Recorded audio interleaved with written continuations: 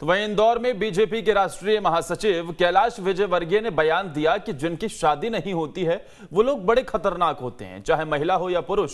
दरअसल कैलाश विजयवर्गीय चुनाव कार्यालय के उद्घाटन कार्यक्रम में पहुंचे थे। वहां कार्यकर्ताओं को संबोधित करते हुए मजाकिया लहजे में शादी को लेकर बयान दिया। साथ ही विधायक रमेश मेंदोला का भी जिक्र किया। विजयवर्गीय ने कहा कि शादी नहीं करने वाले लोग खतरनाक भी हो सकते हैं और सही दिशा में काम भी कर सकते हैं। विजयवर्गीय के इस बयान पर कांग्रेस प्रदेश सचिव राकेश सिंह यादव ने चुटकी लेते हुए बीजेपी पर निशाना साधा।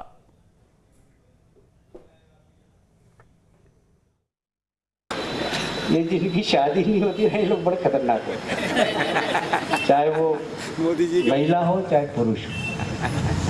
क्योंकि एक बंगाल में जिसकी शादी नहीं उस महिला से मैं झगड़ के आ रहा हूँ।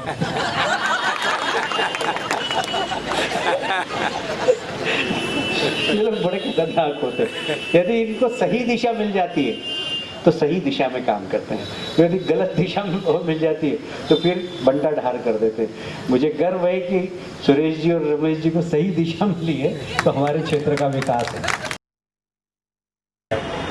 देखिए, मैं धन्यवाद देता हूं कैलाश जी को कि उन्होंने पहली बार इंदौर में बिल्कुल सच बोला है कि ये वही लोग हैं जिनको आरएसएस और भाजपा ने ऐसे संस्कार दे के देश में आगे बढ़ाया है जो खतरनाक सिद्ध हो रहे हैं। अगर इसकी लिस्ट देखी जाए तो पीएम मोदी से लेके योगी आदित्यनाथ जी, साध्वी उमा भारती जी और साध्वी प्रज्ञा सिंह जी, ये सभी देश के लिए खतरनाक सिद्ध हुए हैं। तो महाराष्ट्र का संकट सुलझाने के लिए पर्यवेक्षक बनाए गए पूर्व मुख्यमंत्री कमलनाथ आधे दिन का मुंबई का दौरा कर वापस भोपाल आ गए। नगरीय निकाय चुनाव में उलझे कमलनाथ को इन दिनों प्रदेश में अपनी साख बचाना ज्यादा जरूरी लग रहा है।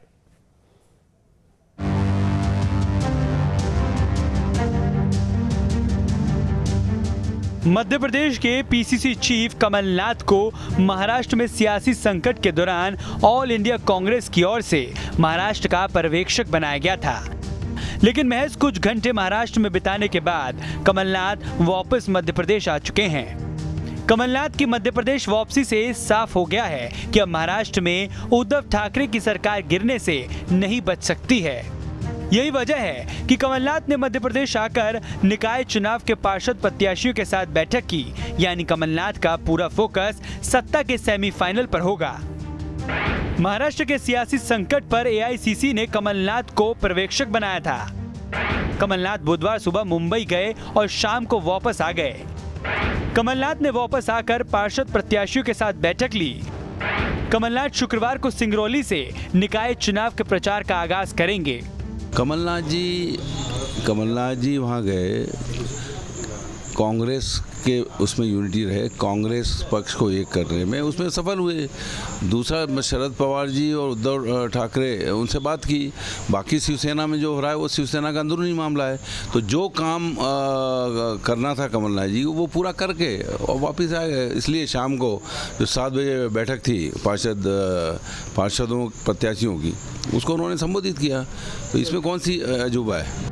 बीजेपी कमलनाथ को पर्यवेक्षक बनाए जाने के साथ ही तंज कस रही है। ऐसे में उनके वापस आ जाने पर भी बीजेपी कमलनाथ पर सियासी बाण चलाने से चूक नहीं रही है। देखो, अपने यहाँ कहा गया है जहाँ जहाँ पाँव पड़े संतन के तांता हो जाए पनिया ढार। तो कमलनाथ जी ने जैसे ही महाराष्ट्र प्रवेश करने की कोशिश की वैसे ही ठाकरे जी का निर्गम हो गया सीएम हाउस से, सामान लेके बाहर निकल गए।